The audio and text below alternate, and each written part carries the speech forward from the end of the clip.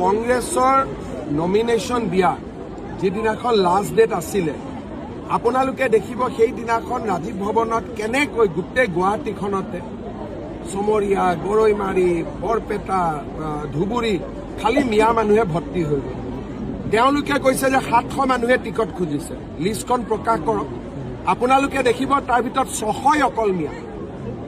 যোৱাকালি কংগ্ৰেছৰ হিন্দু ল'ৰাজনে মোক হোৱাটছআপ কৰিছে যে দাদা আমাক বচাওক, ৰাজীৱ ভৱনত আহিলে যেন কোনোবা এটা মছজিদতহে নামাজ পঢ়িব আহিছো তেনেকুৱা লগা হৈছে। তেওঁলোকে সংখ্যাটো দিছে, নামখিনি প্ৰকাশ কৰা নাই। আপোনালোকে তেওঁলোকক কওক যে আমাক নামখিনি দিয়ক, কোনে কোনে টিকট খুজিছে।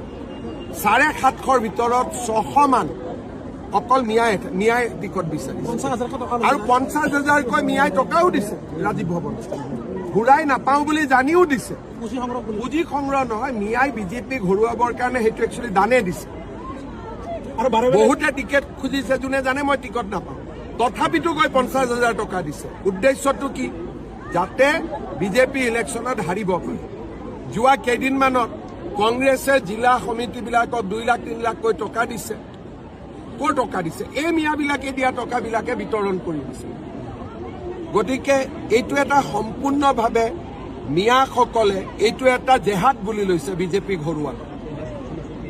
নহ'লে গুৱাহাটীত সিদিনাখন মইতো দেখা পাই আছো, মইতো টিভিত আচৰিত, একে জাপে যিমান মিয়া গুৱাহাটীত টিকেট খুজিব সোমাই গ'ল।